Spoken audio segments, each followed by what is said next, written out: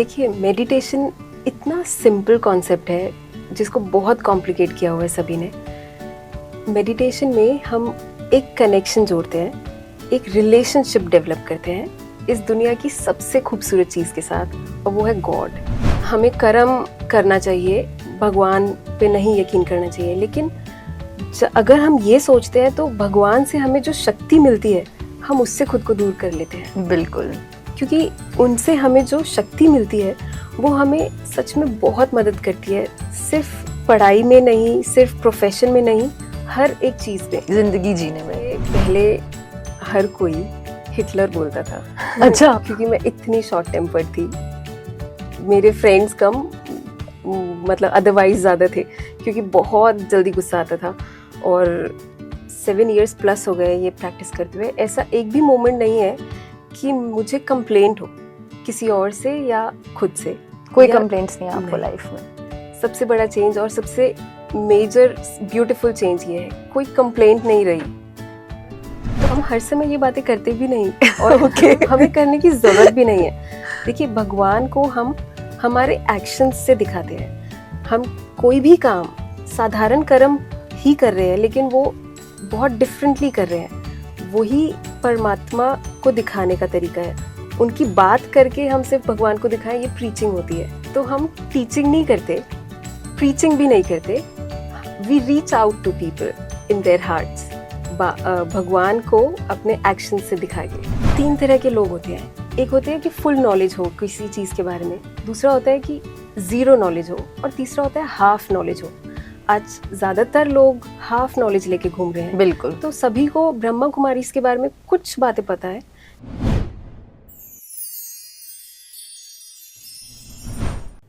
Almighty studio में आप सभी का स्वागत है। कर्म योगी द बैलेंस लाइफ, ये सीरीज में हमने बहुत कुछ जाना कि कर्म और योगी का बैलेंस कैसे मेंटेन करना है, जाना कैसे थॉट्स को फिल्टर करना है, और आज इसी के बारे में आगे चर्चा करने के लिए हमारे साथ स्टूडियो में है Sonal. Welcome Sonal. Thank you. Sonal एक बहुत ही अकम्प्लिश्ड चार्टर्ड अकाउंटेंट है and she very well manages a finance team of 20 people. That's quite impressive, Sonal.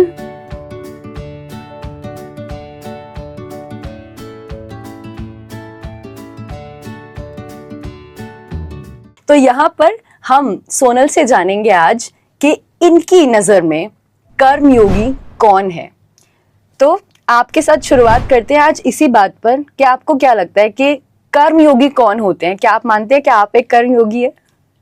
Actual में सभी कर्म योगी हैं, पर हर कोई जानता नहीं है कि वो किस चीज़ के साथ योग लगा रहे हैं। सभी कर्म योगी हैं, यानी कि मैं भी कर्म योगी हूँ? बिल्कुल। कर्म योगी माना हर काम जो भी हम कर रहे हैं वो किस कॉन्शियसनेस में कर रहे हैं। तो परमात्मा हमें बताते हैं कि 3 तरह की कॉन्शियसनेस हो सकती है मेजरली। पहला है रोल कॉन्शियस। जैसे अगर मान लीजिए कोई माँ है, वो सब्ज़ी काट रही हैं, किचन में काम कर रही हैं, तो वो इस कॉन्शियसनेस में काम करें कि मैं माँ हूँ। दूसरा है कर्म कॉन्शियसनेस। जैसे मैं सीए हूँ तो मैं ऑफिस में काम कर रही हूँ, अभी मैं कोई रोल के कॉन्शियसनेस में नहीं हूँ, लेकिन ये काम करना है ठीक से, सब कुछ ठीक रहे, मैं वो कर्म के कॉन्शियसनेस में हूँ। बच्चे पढ़ाई करते हैं, वो उस कर्म के कॉन्शियसनेस में है। और तीसरा है सोल कॉन्शियसनेस। ओके। अभी तीसरे की नॉलेज सभी को नहीं है, पर एक कॉन्शियसनेस हर समय रहती है। हमें परमात्मा बताते हैं कि जब हम सोल कॉन्शियस होकर कर्म करते हैं, वही कर्म योगी कहलाते हैं। ओके। तो 3 तरीके की कॉन्शियसनेस आपने बताई यहाँ पर, रोल कॉन्शियसनेस, कर्म कॉन्शियसनेस और सोल कॉन्शियसनेस। तो आप कह रहे हो कि सोल कॉन्शियसनेस अभी बहुत नहीं पता है लोगों को, लेकिन अगर सोल कॉन्शियसनेस समझ जाएंगे तो वो भी कर्म योगी बन जाएंगे। एग्जैक्टली। कैसे? एक्चुअल में ये बहुत सिंपल कॉन्सेप्ट है। हम यहाँ ब्रह्मा कुमारीज में जो मेडिटेशन सीखते हैं वो नॉलेज बेस्ड मेडिटेशन है, यानी मेडिटेशन एक नॉलेज पे बेस्ड है। तो हमें जो भी नॉलेज यहाँ मिलती है, जब हम उसको अपना एक हिस्सा बना लेते हैं, अपनी समझ का, अंडरस्टैंडिंग का, तो ऑटोमेटिकली हम कोई भी कर्म करते हुए योगी बन जाते हैं। यानी जैसे चीनी मीठी है, ये हमने एक बार टेस्ट किया, हमें नॉलेज आ गई, और नमक नमकीन है, ये नॉलेज आ गई, अब बार बार टेस्ट करने की ज़रूरत नहीं है। राइट। बिल्कुल वैसे ही मान लीजिए हमें यहाँ ज्ञान मिला, ये नॉलेज मिली कि हम परमात्मा की संतान हैं। ये बात हर कोई जानता है कि हम परमात्मा के बच्चे हैं, लेकिन ये बात क्या हमारा एक हिस्सा बन गया? क्या कोई मुसीबत आती है तो हम सबसे पहले ऊपर देख के हे भगवान यही नहीं कहते? तो क्या उस समय आप ये बात भूल गए? इसका अर्थ ये है कि ये नॉलेज आपका एक हिस्सा नहीं बना। तो यहाँ हमें जो भी नॉलेज मिलती है, अगर हम उसको इस तरह समझें कि वो हमारे खून में बहने लगे, तो जब भी मैं कर्म करूँगी मुझे ये याद सबकॉन्शियसली रहेगा कि मैं परमात्मा की संतान हूँ। इसके लिए अलग से बैठ के योग करना, इसकी ज़रूरत नहीं रहेगी। तो हर वक्त आप योग में ही रहेंगे एक तरह से, हाँ जी। और अपने कर्म भी करते रहेंगे। बिल्कुल बिल्कुल। ब्यूटीफुल। तो मैं जानना चाहती हूँ आपसे सोनल कि आपकी ये जर्नी शुरू कैसे हुई? क्या किसी ने आपको इंट्रोड्यूस किया या फिर किसी मुश्किल दौर से गुजर रही थी आप? क्योंकि आप सीए हैं तो आई एम श्योर के सीए बनने में बहुत मुश्किलें भी आई होंगी, बहुत टफ पढ़ाई होती है, फेलियर का सामना भी करना पड़ता है। तो किस तरीके से आपकी स्पिरिचुअल जर्नी की शुरुआत हुई? मैं सीए की ट्रेनिंग करती थी, जिसको आर्टिकलशिप कहते हैं, 3 साल की होती है। तो हमारे जो सर थे वो ब्रह्मा कुमारीज में जाते थे। मुझे ब्रह्मा कुमारीज के बारे में कुछ भी नहीं पता था, बस सर जाते थे ये पता है। तो जब मैं सीए का फर्स्ट अटेम्प्ट दिया, सीए फाइनल का, मेरा पास नहीं हुआ। कुछ रीजंस थे, मुझे छुट्टियां नहीं मिल रही थी ऑफिस से, तो पढ़ाई पूरी नहीं हो पाई थी। और अभी तक अपनी लाइफ में हमेशा स्कूल में टॉपर रहे हैं, कॉलेज में टॉपर रहे हैं, हर चीज़ में एक्सेल किया है। तो फेलियर को हैंडल कैसे करना है ये कभी देखा ही नहीं था और कभी कहीं सिखाया भी नहीं गया। स्कूल्स में हर टाइप की नॉलेज मिलती है, को करिकुलर भी मिलती है, एकेडमिक भी, पर ये जो लाइफ स्किल्स है वो कहीं नहीं सिखाए जाते, कोई नहीं सिखाता ये। तो अभी फेलियर को हैंडल कैसे करना ये नहीं आता था। मेरा सर के साथ अच्छा बॉन्ड था, तो जब मैं सेकेंड अटेम्प्ट के लिए पढ़ रही थी तो मैंने सर को कॉल करके कहा कि मुझसे पढ़ाई नहीं हो रही है, बहुत मतलब बुक खोल के बैठी रहती हूँ लेकिन कंसंट्रेशन नहीं हो पा रहा था। हाँ, पढ़ाई में बुक में देखने का भी मन नहीं कर रहा, बाहर खिड़की के देखती You were so disheartened with that failure. एक तरह से, Oh my बिल्कुल। God. तो सर ने मुझे कहा कि मेडिटेशन करो, पर मेडिटेशन क्या करना है उसमें कुछ भी नहीं पता था। तो मैं रोज़ सुबह नहा धो के 5 बजे छत पे चली जाती थी, और क्योंकि मैं शिव जी को मानती थी तो उनसे बातें करती थी, क्योंकि मेडिटेशन क्या होता है, कैसे करना है, कुछ पता नहीं था। और बात करते हुए बहुत रोती भी थी कई बार, क्योंकि लाइफ के ऐसे फेज़ में थे। फिर सेकेंड अटेम्प्ट भी दे दिया, लेकिन मुझे पता था कि अच्छा नहीं गया क्योंकि पढ़ाई नहीं की। जब उसका रिज़ल्ट आने वाला था उस समय मुझे पता चला कहीं से कि घर के बहुत पास में ही ब्रह्मा कुमारीज का एक सेंटर है। तो मैंने सोचा व्हाई नॉट, एक बार देखते हैं जाके क्या होता है। तो वहाँ पे फिर वो 7 डेज़ का कोर्स किया, और उस कोर्स में जो बातें पता चली कि हमारे साथ जो भी हो रहा है वो हमारे ही अपने कुछ कर्मा है, राइट।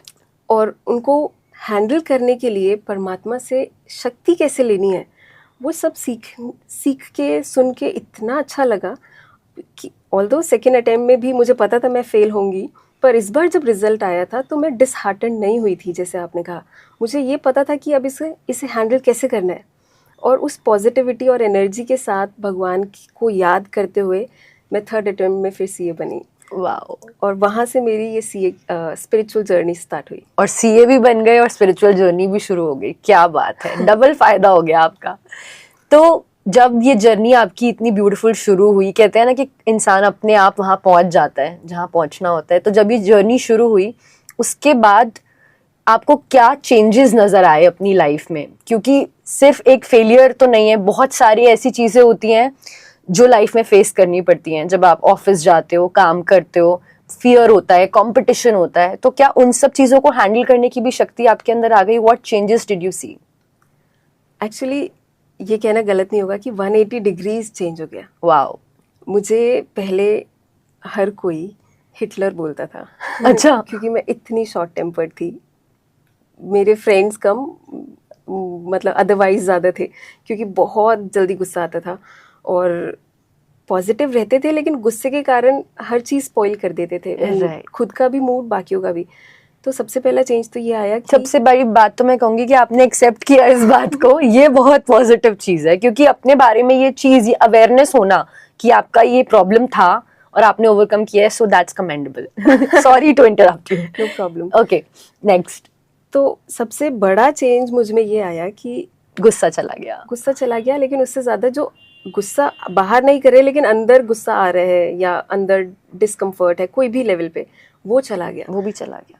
कोई लाइफ में कभी अब ऐसा 7 years प्लस हो गए ये प्रैक्टिस करते हुए, ऐसा एक भी मोमेंट नहीं है कि मुझे कंप्लेंट हो किसी और से या खुद से। कोई कंप्लेंट्स नहीं आपको लाइफ में? सबसे बड़ा चेंज और सबसे मेजर ब्यूटीफुल चेंज ये है, कोई कंप्लेंट नहीं रही। तो क्या परसेप्शन है आपका लाइफ को लेके, ऐसा कि कोई कंप्लेंट ही नहीं है? जब भी आपको ऐसी कोई सिचुएशन लगती है जहाँ पर आपको लगता है ये फेयर नहीं है, आपके साथ गलत हो रहा है, या फिर कहीं कुछ कंपटीशन आ रहा है, तो आप क्या सोचते हो उस वक्त? मैं जानना चाहती हूँ, क्योंकि हम सबकी जिंदगी में ऐसे कोई ना कोई मौके आते हैं जब हमें लगता है कि something is not fair with us, and then we complaint और we get into that loop, negative loop में चले जाते हैं हम। तब आप क्या सोचते हो, ऐसा वो क्या चेंज लेकर आते हो? एक्चुअली ऐसा बहुत बार होता है, कहेंगे कि रोज होता है, क्योंकि ऑफिस में हर तरह की पर्सनालिटीज है। बिल्कुल, कितने सारे लोगों के साथ डील करना पड़ता है। बिल्कुल, पर जब लाइफ का एम चेंज हो गया, अभी ऐसा नहीं है कि हम सबके गुड बुक्स में आना चाहते हैं, हमें पता है कि हमें गॉड की गुड बुक्स में रहना है, और उसके लिए मुझे किसी को कुछ प्रूव करने की जरूरत नहीं है। I know my worth, you know your self. Yes, so अब ऐसा नहीं रहा कि हम वो मेरे बारे में क्या सोच रहे हैं, क्या कह रहे हैं, या मुझे ये कम मिला उससे ज़्यादा मिला। अब ये कंप्लेंट्स खुद ही हट गई हैं। ऐसा कैसे हुआ? क्योंकि जैसे मैंने कहा, जब ये नॉलेज आ गई कि हम गॉड के बच्चे हैं, तो ऑटोमेटिकली वो मेरे साथ कुछ बुरा होने नहीं देंगे, क्योंकि पेरेंट्स अपने बच्चों को बेस्ट चीज़ प्रोवाइड करते हैं। राइट। तो अगर ये कॉन्शियसनेस बहुत डीपली आपके अंदर आ गई, तो अगर आपको ये दिख भी रहे कि ये कम है मेरे पास, पर आपको ये पता होगा कि ये अभी की सिचुएशन है, आगे जाके इससे बहुत बेटर होगा और बेस्ट होगा, क्योंकि मेरे फादर खुद भगवान है, जो कि पूरे ड्रामा के डायरेक्टर है। क्या बात है, क्या बात है, what a beautiful perception that is. तो जैसे कि आपने कहा कि आपके फादर, आपके पिता ही डायरेक्टर है इस पूरे ड्रामा के, यानी कि परम पिता परमात्मा, लेकिन जो आपके रियल लाइफ फादर है, रियल लाइफ मदर है, जब आपके फर्स्ट और सेकंड अटेम्प्ट्स फेल हो गए सीए के, तब उनका क्या रिएक्शन था, ये मैं जानना चाहती हूँ। क्योंकि यूजुअली पेरेंट्स हमें बहुत छोटी छोटी धमकियां भी देते रहते हैं कि ये नहीं हुआ तो ऐसा कर देंगे, ये नहीं हुआ तो ऐसा कर देंगे, तो वो सब भी कुछ आपको फेस करना पड़ा? एक्चुअली मेरे पापा मजाक में हमेशा कहते थे कि अगर फर्स्ट अटेम्प्ट में पास नहीं हुआ तो तेरी शादी कर देंगे। अच्छा। पर वो नहीं हुआ, और उन्होंने फिर मुझे एक चांस और दिया दूसरे अटेम्प्ट के दौरान ही, जब मैं कोर्स से इंट्रोड्यूस हो गई थी। तो luckily I been blessed with this कि मेरी फैमिली भी इस नॉलेज में मेरे साथ ही जाते थे, हम लोग कोर्स साथ में ही करते थे। तो उन्हें भी बहुत चीज़ें समझ आई, उनके भी काफ़ी सारे मिथ्स थे लाइफ को लेके, गॉड को लेके, जो बहुत अच्छे से क्लियर हुए।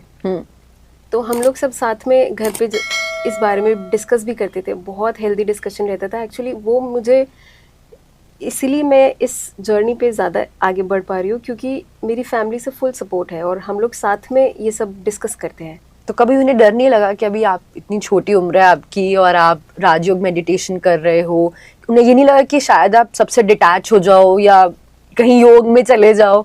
ऐसा कुछ नहीं लगा कभी फैमिली को?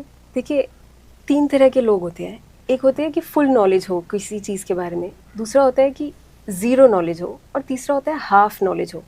आज ज़्यादातर लोग हाफ नॉलेज लेके घूम रहे हैं। बिल्कुल। तो सभी को ब्रह्मा कुमारी के बारे में कुछ बातें पता है, जो कि पूरी तरह ठीक भी नहीं है। बिल्कुल। पर फुल नॉलेज नहीं है।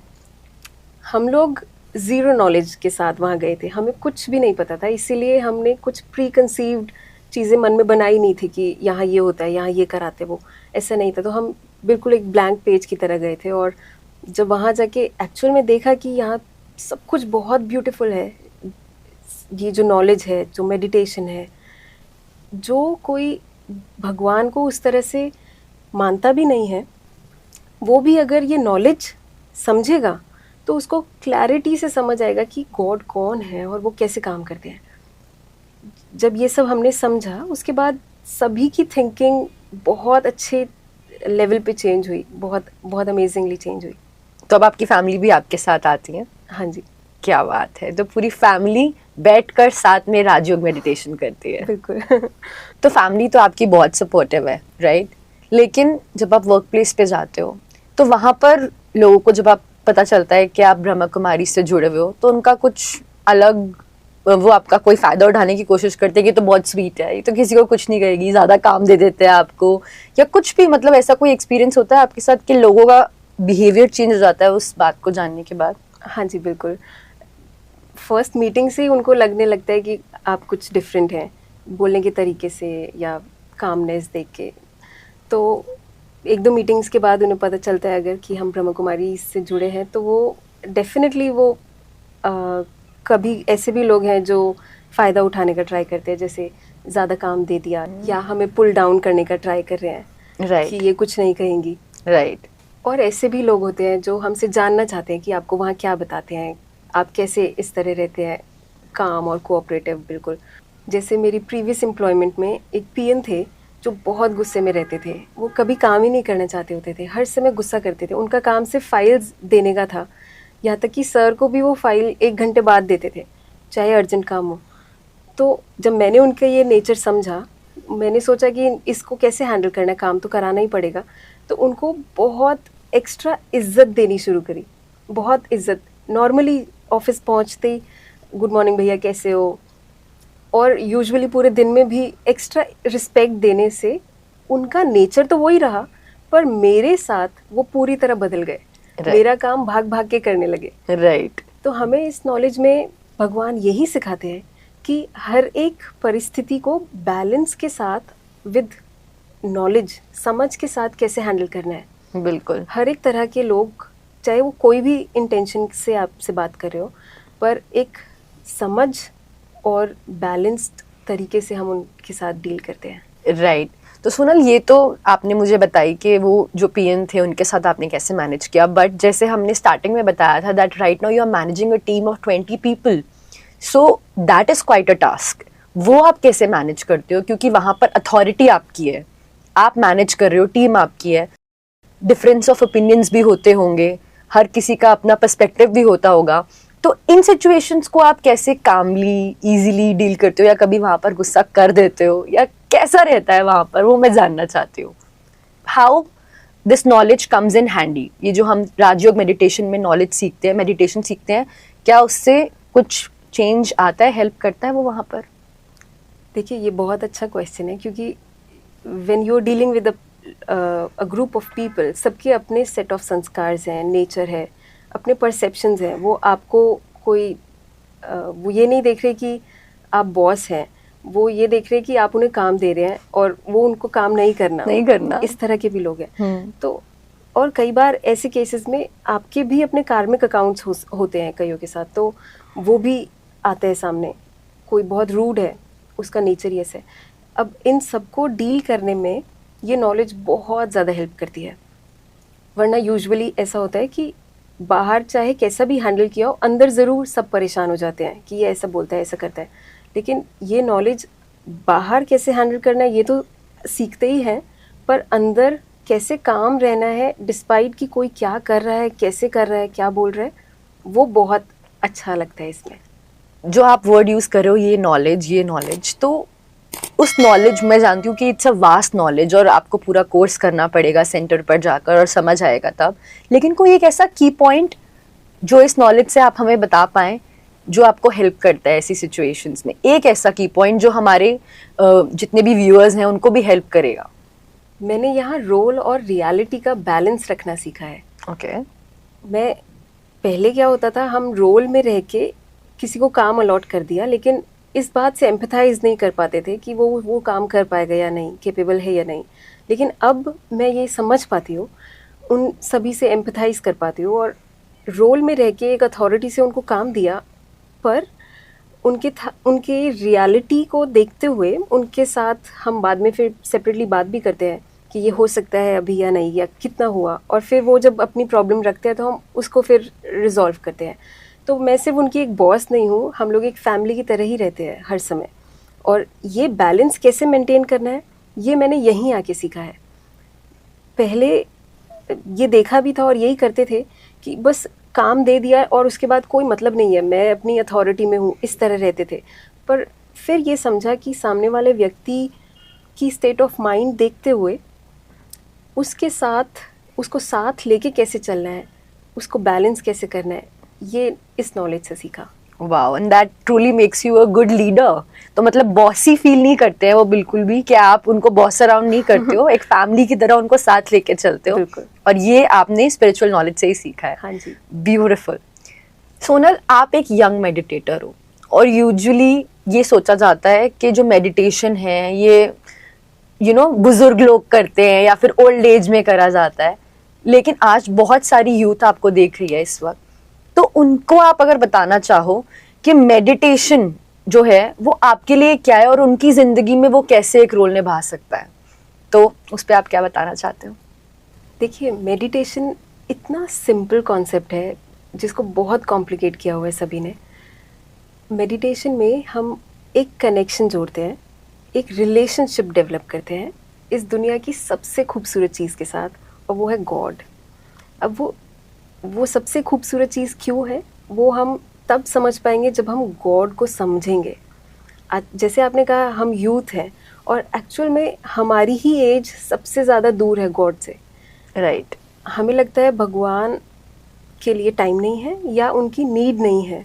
कुछ लोगों का ये भी सोचना है कि भगवान को अपनी लाइफ में जगह देते हैं या उनके ऊपर रिलाई करते हैं तो हम सन्यासी बन जाते हैं, या फिर हमें कर्म करना चाहिए, भगवान पे नहीं यकीन करना चाहिए। लेकिन अगर हम ये सोचते हैं तो भगवान से हमें जो शक्ति मिलती है हम उससे खुद को दूर कर लेते हैं। बिल्कुल। जब हम इतने सारे लोगों के साथ रिलेशनशिप्स हैं, हमारे फ्रेंड्स हैं, हर तरह के रिलेशनशिप्स हैं, पर गॉड के साथ कभी एक रिश्ता नहीं जोड़ा, और जब हम भगवान को एक क्लोज रिलेशनशिप की तरह बना के चलते हैं, उस समय हमें लाइफ एक इस ऐसे नज़रिए से हम देख पाते हैं कि सब कुछ बहुत ब्यूटीफुल है, बहुत सिंप्लीफाइड है, फालतू में इतना कॉम्प्लेक्स किया हुआ है हर एक चीज़। क्योंकि उनसे हमें जो शक्ति मिलती है वो हमें सच में बहुत मदद करती है, सिर्फ पढ़ाई में नहीं, सिर्फ प्रोफेशन में नहीं, हर एक चीज़ में, जिंदगी जीने में। हाँ। तो बेसिकली आप ये कह रहे हो कि जो कर्म करने का ड्राइविंग फोर्स है, जो हमें एक एनर्जी चाहिए, वो आपको गॉड से मिल रही है मेडिटेशन करके। एक पॉजिटिव ड्राइविंग फोर्स। हाँ, पॉजिटिव ड्राइविंग फोर्स है। क्योंकि कोई है वो बोझ समझ के कर्म कर रहा है, पर एक पॉजिटिविटी के साथ कर्म करे, हर एक चीज़ करे, चाहे वो मुश्किल हो, इजी हो, वो भगवान के अलावा हमें कोई नहीं दे सकता। वो एनर्जी आपको वहीं से मिलती है। हाँ, कोई दे ही नहीं सकता। जब हम भगवान को जानना शुरू करते हैं, अभी भगवान सुन के भी किसी को ये लग सकता है कि हम किसी फिजिकल ह्यूमन की बात कर रहे हैं, या और लोग डरते भी हैं भगवान से, कि कहते हैं हम गॉड फियरिंग है। हाँ, गॉड फियरिंग, मुझे लगता है कि भगवान से आपको डरना तो बिल्कुल नहीं चाहिए। आपको क्या लगता है, डरना चाहिए उनसे? बिल्कुल भी नहीं। वो वही बात है कि जब नॉलेज नहीं है भगवान कौन है, इसीलिए डर लगता है, या इसीलिए उनसे हम दूरी बना के रखते हैं कि उनकी नीड नहीं है। तो सोनल, गॉड के साथ तो आप एक मेंटेन करते हो रिलेशनशिप, लेकिन क्या कर्मयोगी बनने का ये मतलब होता है कि आप बिल्कुल फ्रेंड्स नहीं है आपके, या आप दुनियादारी छोड़ देते हो, सबसे डिटैच रहते हो, या फिर you have a friend circle, and what is it? I want to no.